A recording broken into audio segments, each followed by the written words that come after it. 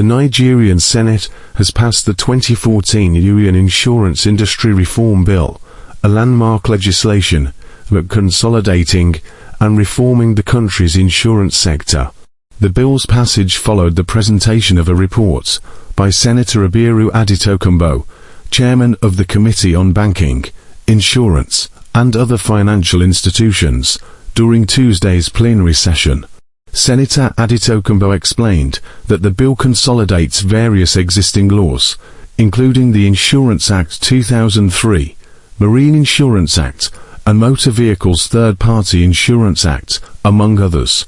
He emphasized its objective to provide Nigerians with a more secure financial future. It's worthy to state that after the public hearing, the committee painstakingly analyzed the presentations made at the public hearing by some key stakeholders, and some of the summary will include that on the whole, the inputs made on the proposed bill as recommended by the committee for the approval of the Senate will go a long way in providing a comprehensive legal framework for the regulation and supervision of all manner of insurance businesses in Nigeria in order to ensure that the industry is able to successfully compete on a global level and also improve international competitiveness of Nigeria's insurance industry. However, senators raised concerns over the proposed minimum capital requirement of 45 billion for reinsurance businesses, citing current economic challenges. My amendment is that, in view of the fact that subsequent increase in the insurance capital base have been leading to the death of insurance company in Nigeria, and reflective on the economy, I propose that the existing capital base of Nigeria Insurance Company, which is not even backed up by any law so far, should be retained, rather than going to 45 billion at the time. International banks are raising their minimum capital to 500 billion.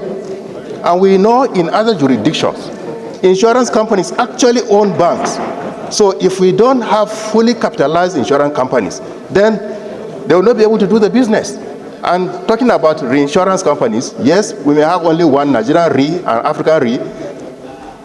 Inability to have sufficient capital makes them to reinsure their businesses outside of these countries. Then international banks, 500 billion. And I know that banking and this insurance are interrelated in most climes, Mr. Chairman. And my brother Senator Jimo knows that much more, that insurance companies ought to even be bigger. They ought to be bigger than even banks. Insurance companies actually even own banks because they reinsure banks. So I think that unless there is we should go on with this.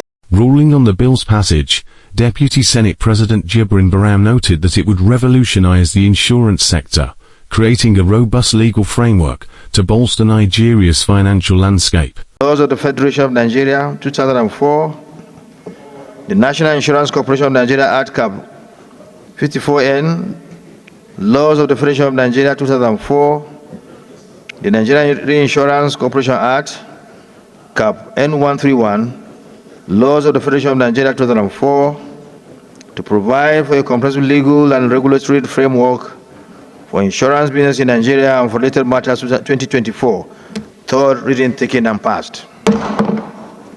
Will really help in reshaping our economy for the better. All over, whatever that has to do with any economy is dynamic. Life changes at all time. Economies change at all time. It's therefore incumbent on the authorities of every nation to recraft their legislations to go in tandem with contemporary realities. And this is what has been done by the passage of this legislation. The intent is to restructure the entire